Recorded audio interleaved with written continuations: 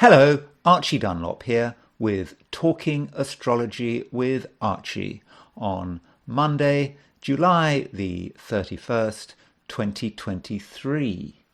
Today I want to talk about reincarnation and specifically the horoscope of Dorothy Eady, who claimed to be a reincarnation of an Egyptian princess. And I want to thank Greg Young for suggesting I look at this chart.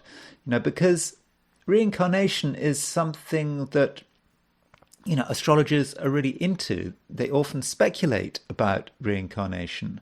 Now, this hasn't always been the case. The Arab astrologer al-Biruni mentioned reincarnation in his writings, which I think was in the 11th century. I think he was working in Afghanistan or somewhere like that. And he mentioned people that offer readings about people's past lives. So it's nothing new. And al-Biruni, being a good Muslim, was not sympathetic. He thought it was absolute garbage talking about reincarnation, even though he was a great astrologer. And of course, it's kind of easy, isn't it? I mean, if you see a client talking about their reincarnation, their previous incarnation, it's easy because how can you be proved wrong? You can you can say what you like. So we do have to be careful, and probably as I've worked as an astrologer, I talk about karma and reincarnation less and less. It just seems too easy. Not you can't really falsify it. And so when Greg Young suggested that I look at Dorothy Eady's chart, my immediate inclination was to think, oh well, this is garbage. I mean, yet another person who thinks they were an Egyptian priestess in a previous incarnation. But when you actually look at her life, it is actually quite incredible, and it's kind of reassuring, isn't it? We all want to believe that we're going to come back. As we grow older, certainly me, I don't want to die. I mean, okay, dying has to happen, but I really would like to come back. I'll be honest about that. I really would like there to be that possibility, because there are so many things in my life I haven't so many things I haven't experienced, so many areas of my life that I'm not, that I've been deficient in. And yeah, I kind of want to come back again, because I'm not going to be able to, I'm 61 years old. There's so many things I'm missing out on, I've missed out on.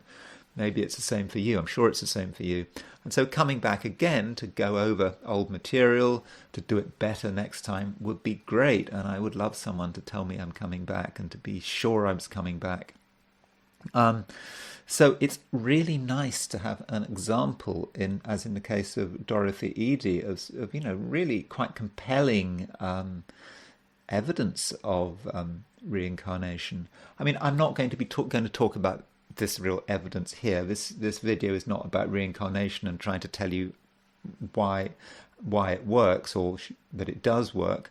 Rather, I'd encourage you to look at her life if you haven't already, Dorothy Eady. But I will be looking at her horoscope to consider the question, is this the horoscope of someone who in a previous incarnation was an Egyptian priest, an Egyptian priestess? Okay, I can't quite answer that question, but is this the horoscope of someone who could credibly claim that they were an Egyptian priestess in a previous life? But before I do that, I do want to look at the position of the stars for today, which is which is Monday, July the 31st, 2023. So let us see what's going on.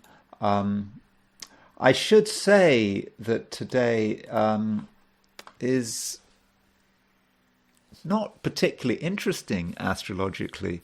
I mean, that doesn't mean to say it's going to be a bad day, but just to show you what I mean, the moon is the moon is in Capricorn, 22 Capricorn.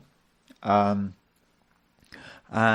it is, there's Jupiter. It has made a trine to Jupiter, but that trine is beginning to pass, and it is making a trine to Uranus. I mean, although this trine to Jupiter has passed, I'm still considering this Moon Jupiter trine as being real, because there is a sign relationship. The Moon is in Capricorn, Jupiter is in Taurus, so I would argue there is a feel for a Jupiter Taurus trine. Sorry, a Moon Jupiter trine. So I think that means it's going to be quite a free flowing day. I think overall most of us are going to have a good day, with the Moon and Jupiter being in this trine relationship. Moon is also moving towards it is on a trine with Uranus, so there is a certain amount of excitement, but this activity is all happening in Earth signs. So it's not like in fire signs where it would be really everything going on, things happening out of the blue. In Earth signs, it's perhaps about making progress on a material level, seeing if we can organize things, maybe having exciting discoveries of a material nature. It might be a good time for just doing things to make ourselves better off financially. Looking for jobs, sorting through papers, maybe making a financial discovery, that kind of thing. So it should ideally be quite low profile. It's not a day for fireworks. It's a day really for gentle progress, regardless of your star sign. Although I should say that the Moon at 22 Capricorn is starting to make a sextile to Neptune.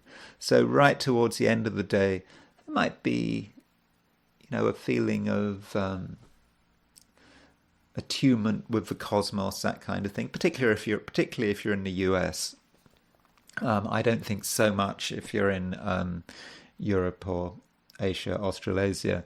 But yeah, if you're in the US, towards the end of the day, there might be a sort of spiritual buzz. You might have a chance to sort of tune into people's feelings, that kind of thing. But I think very mild. Now, as far as my forecasts for the 12 signs are concerned, although I don't think much is happening astrologically today, I still did my forecasts. So here we go. These are my forecasts for Monday, July the 31st, 2023. Aries. From a career perspective, it should be a good start to the week.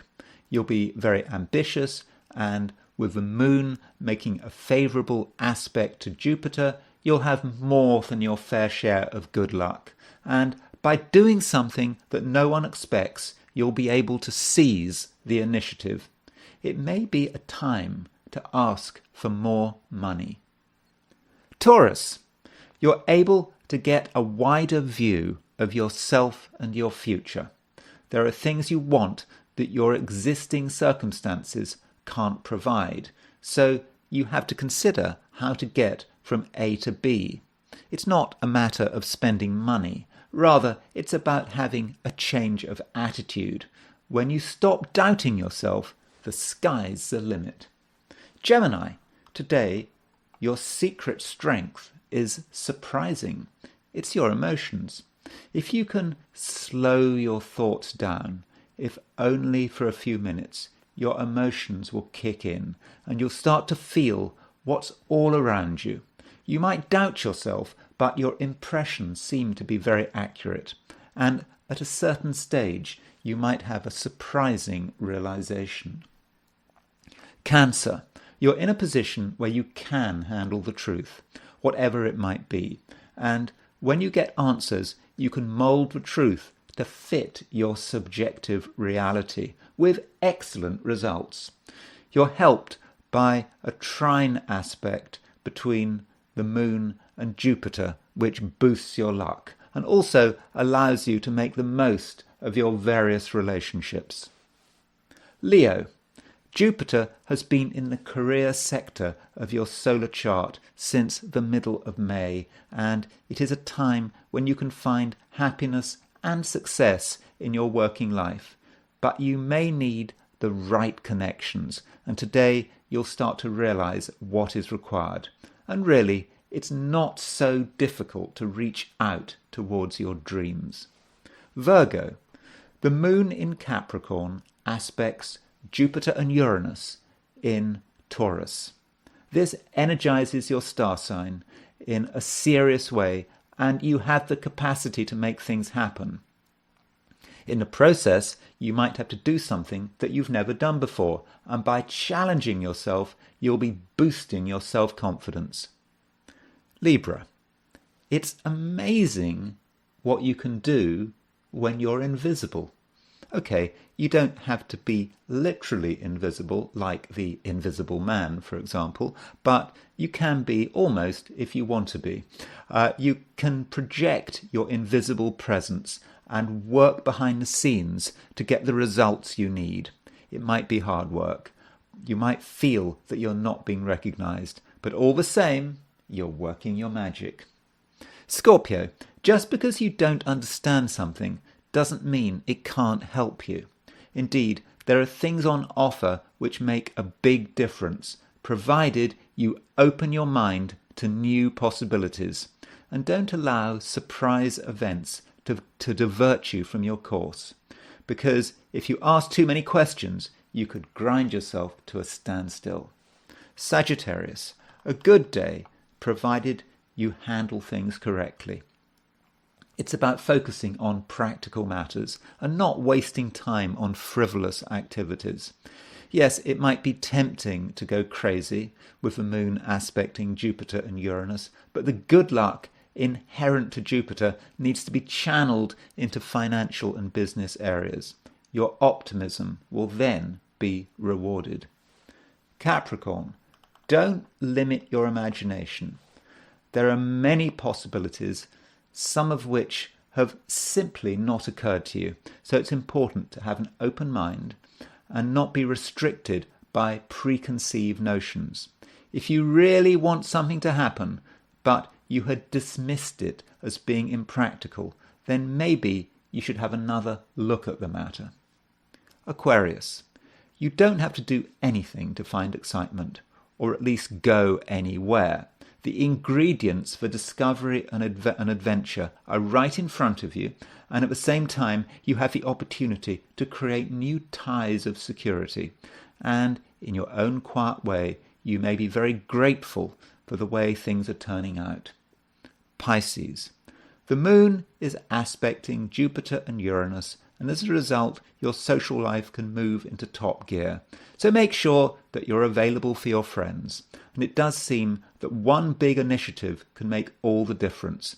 Perhaps you making the effort to visit someone or to send someone an out-of-the-blue message. Perhaps someone who you haven't seen for years. So let's now transition to the I Ching. As always, I threw 3 coins in the air and I asked the question, what is Monday going to be like for visitors to my YouTube channel? So the first hexagram I got was hexagram 18. And hexagram 18 is work on what has been spoilt. And really it's the image of a can of worms, something that is really in a bad way. It's been neglected, abused, whatever, and it's just a complete disaster. Okay, not a complete disaster, but it really needs a lot of work to get it back to its former glories. So I think that today that's what you're going to want to do. Now, in the first instance, you might go over the top, thinking you've got to push everything you've got into sorting out this problem, and maybe you don't have to put in that much energy, but if you can do it, there's no harm in doing everything you can to sort out this thing that is spoilt. So, what is that spoilt thing? It could be anything. It could be, I don't know, a piece of machinery at the bottom of your garden that you've been neglecting and it's rusting away. It could be a relationship. It could be your financial situation. Um, it could be your roof. They don't go climbing on roofs to fix them. We don't want to have any accidents. But it's whatever you feel at the moment has been spoilt, is in a state of decay. So think about what is it in your life, and we've all got something in our lives that has been spoilt, is in a state of decay, and you need to sort it out. And so yeah, your first impulse is to really do something to sort it out, and maybe you'll put in too much energy. Then a second line moves. The fifth line moves. In fact, the third line moves, and the fifth line. This line moves, and that indicates that you can actually get some help sorting it out. You shouldn't think that you can solve the whole problem and make it as good as new, but you can certainly institute constructive change there. And anyway, this hexagram 18, it moves. It moves to hexagram number 59, which is dispersion. Dispersion has the image here. This is like wind. The top trigram, these three lines, is wind. The bottom three lines is about the abyss. It's water. So it's about wind, going across the seas, scattering everything, dispersing things. So in terms of what has been spoilt, a lot of stuff has to be removed. I suppose if you're trying to repair a piece of machinery or clean a pot that won't clean, you've got to use a lot of water. You've got to really disperse stuff. If it's a relationship, a lot of garbage has to be dispersed. It's almost, with 59 dispersion, you think of like something needs to be power washed, or metaphorically power washed. So think about what that's about, and remember, think of a power washer. That's the kind of approach that's needed to really sort this thing out. Get rid of the garbage that's collected, and that water, the wind and the water just disperses it, and then you can see then what you've got left. Anyway, that's all I'm going to say on the I Ching, and I now want to talk a bit about reincarnation and the horoscope of Dorothy Eady. So the question is, if we have got a horoscope, how do we go about thinking in terms of reincarnation? One approach is to use the nodes, the north and the south node, and the idea is that by the north node says where we're going to, the south node is where we're coming from. So before I look at Dorothy Eady's horoscope, I actually want to look at a horoscope I looked at yesterday.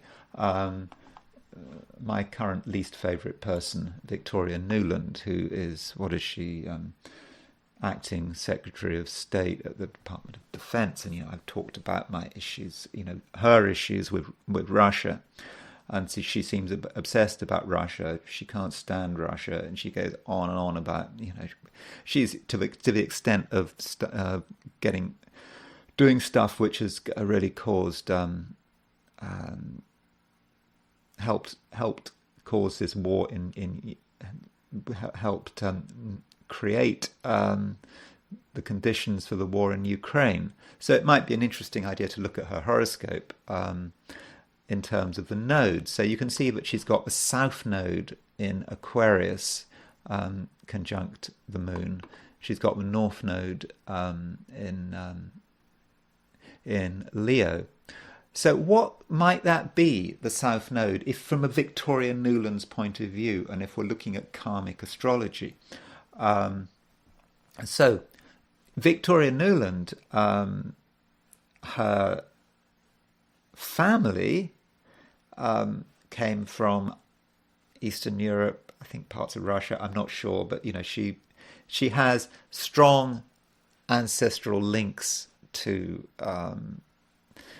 Eastern Europe and Russia and that area. So the South Node is the past.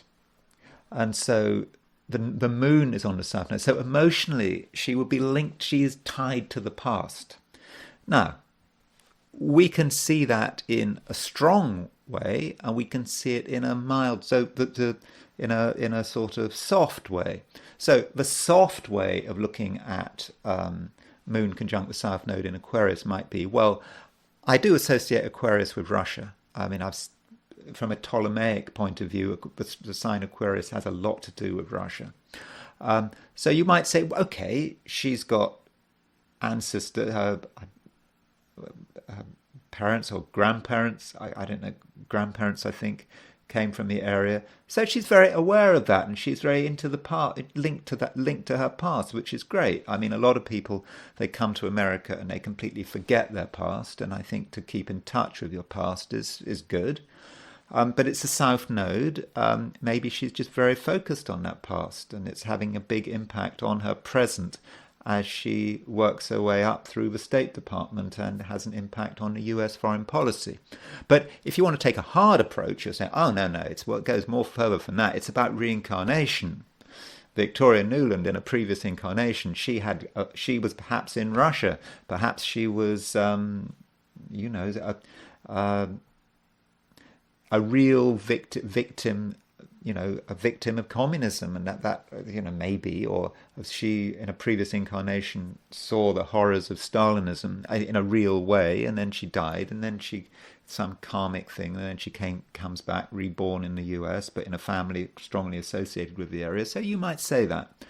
So that's just an example of how we might look at reincarnation. I'm not speculating about Victoria Nuland's previous incarnation. I'm just making. I'm just showing how we might look at her horoscope. And then we have the horoscope I really want to look at is that of Dorothy Eady. So Dorothy Eady was born on January the 16th, 1904, in Blackheath, which is part of southeast London, and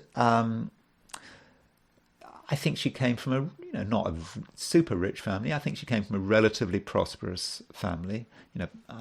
Blackheath now, if you go to Blackheath, it's interesting place. It is a very prosperous place, Blackheath. It's kind of surrounded by very poor areas, but it itself, at least that was my memory when I lived in Blackheath.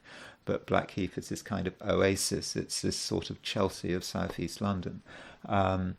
This is where she was.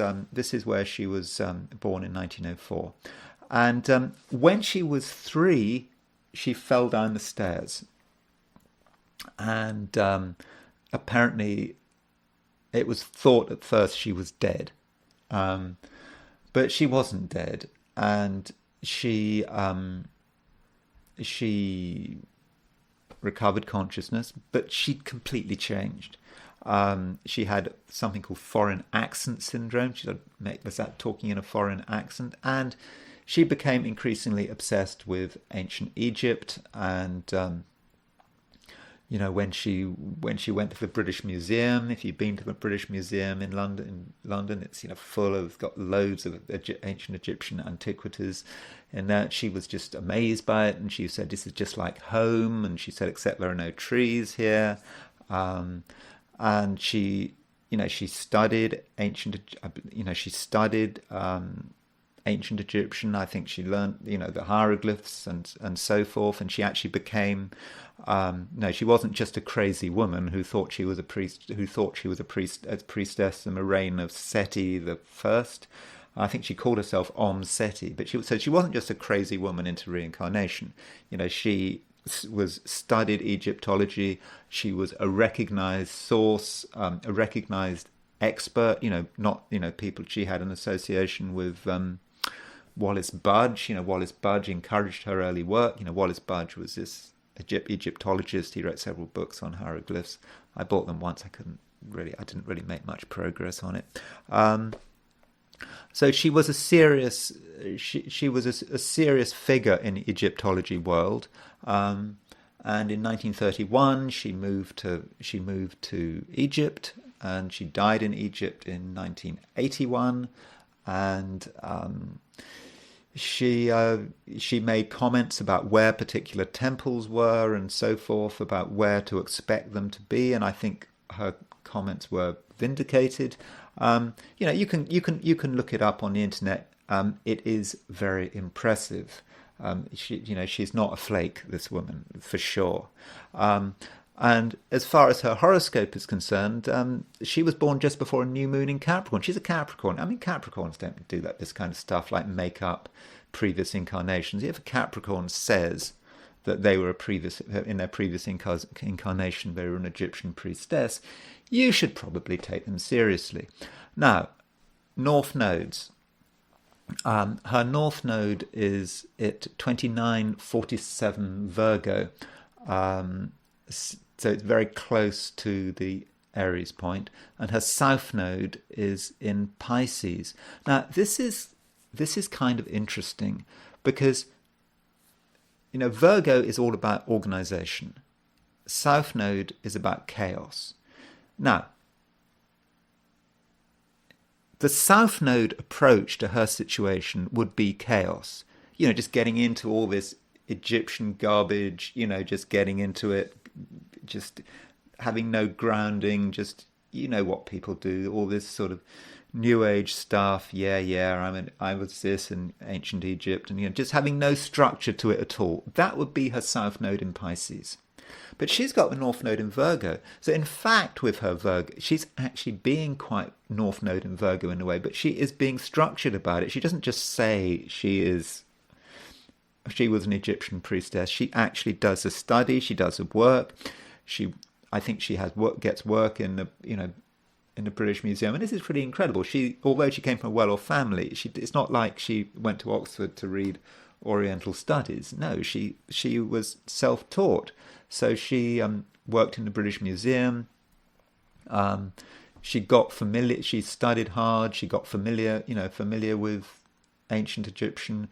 Of course, I suppose from a karmic perspective, you could say, well, if you were in ancient Egypt in a previous incarnation, shouldn't you just know the language straight away? You don't have to learn it. Well, from my memory of reading the Bhagavad Gita, most people, I think, Krishna says that most people, when they die, they forget everything. That's part of it. Unless we're really elevated, we forget everything. And so when she died, she would have forgotten everything, and there would have just been the memories. And in her case, the memories were enough to want to rekindle it all, and having to study hieroglyphs again to relearn what she knew. I don't know, when 1270. I think Seti the First died in 1279 BC. So what she'd learned over 3,000 years ago, what she knew over 3,000 years ago. So her nodes, if you look at her nodes, they are square. They're square. They're square Uranus. So Uranus is the planet of accidents, and in fact, her North node is square the Uranus-Neptune midpoint, so pretty closely. So the Uranus-Neptune midpoint. So let me just tell you about what Reinhold Ebertin says about the Uranus-Neptune midpoint. So the Uranus-Neptune midpoint, he says these words. What does he say? Okay. Probable manifestations. Ebertin says peculiar psychic states, inspirations, spiritual cognition, and understanding. Long journeys. In fact, she took a long journey. In 1931, she moved to Egypt. So he also says that the principle of Uranus-Neptune is a elimination of the waking consciousness. And so when she had this fall down the stairs at the age of 3 years old, her waking consciousness was indeed eliminated. And so having North Node on the Uranus-Neptune midpoint would seem to really fit that. I just wanted to see what Ebertin says about North Node on the Uranus-Neptune midpoint. So he reckons the loss of one's own inner balance together with others. Sure, she certainly lost her balance when she fell downstairs. Having the same sensitive disposition as someone else, the joint or shared bearing of suffering and grief. Well, that's one aspect that he sees with Uranus-Neptune. Looking at Witte and friends, what they say about Uranus-Neptune,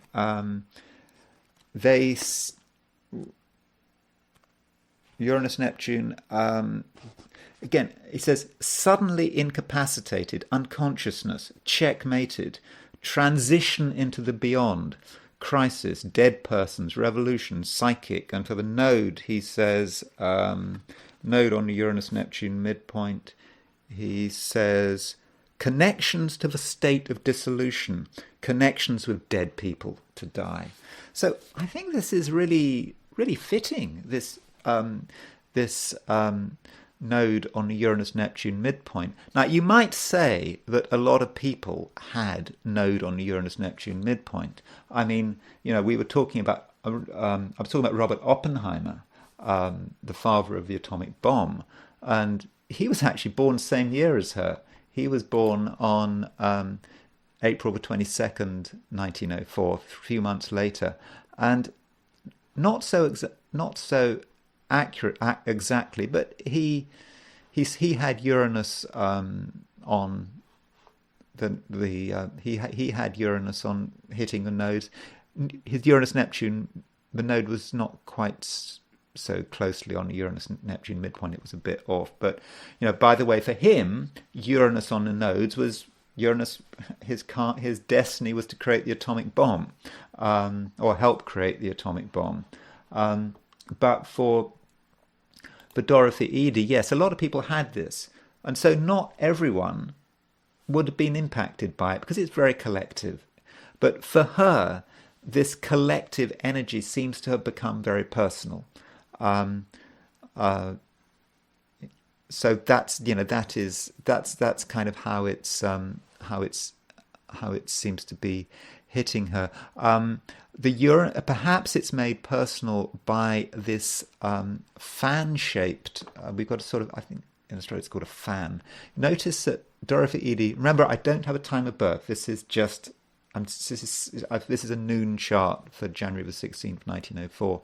So her Uranus is at 27 Sagittarius, her Mercury is at 27 Capricorn, and her Mars is at 27 Aquarius. So 27, 27, 27, all hitting his Uranus, which is on the node. So I think maybe this 27, 27, 27 was actuating the Uranus. And you'll notice that it's got Mercury exactly on the Mars-Uranus midpoint. Mars-Uranus is about accidents. Uranus, planet of earthquake, Mars, violence, that's hence the accidents that she had, and that accident, that she certainly had an accident. I don't know. I have no idea. We don't. We know all we know. She, as far as I can find out, she had the accident when she was 3. And this Mercury, the importance of this Mercury on the Mars-Neptune on the Mars-Uranus midpoint is actually shown when she died. Now she died.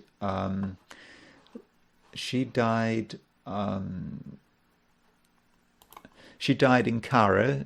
No, sorry, she didn't die in Cairo. Sorry, I mean, it doesn't matter. She died somewhere in Egypt. I couldn't find it on the software. But the positions of the planets are going to stay the same because I don't know the time. So even though it says Cairo, don't worry, which it wasn't in Cairo.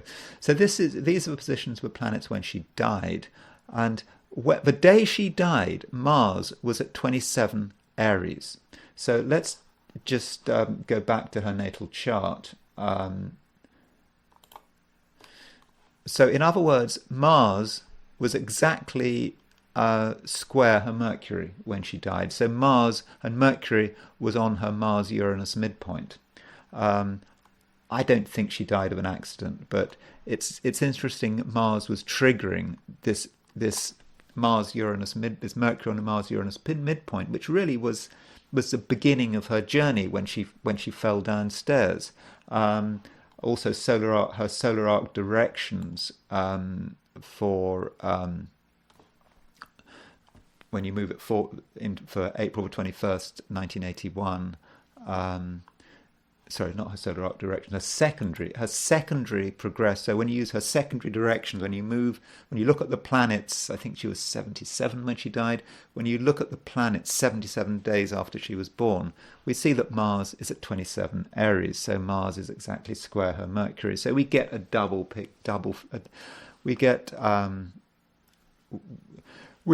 double picture with that. And the south, so we get two indicators of an accident, which I don't know. I don't think she died of an accident, but it was hitting her Mercury on the Mars-Uranus midpoint. So that Mercury on the Mercury is about consciousness. It's about the way we think, and clearly, in her natal chart, having that on the Mars-Uranus midpoint would indicate that it was the accident that changed everything. So overall, I think she's got a really interesting horoscope. I think we certainly have indications that she really might have been an Egyptian priestess in a previous incarnation. It's just it's unfortunate, though, that we just don't have a time of birth, but it fits. It does fit, and the concept of an accident changing everything, with Mercury on the Mars-Uranus midpoint, with Uranus on the nodes, the North Node on the Uranus-Neptune midpoint, it all kind of fits together. So that's Dorothy Eady. I think a very interesting life, and I think there is good evidence that in a previous incarnation she was an Egyptian priestess, and I would urge you to have a look at her biography, because it really is quite amazing. So I will wrap up here, and thank you for listening, and I will talk to you tomorrow.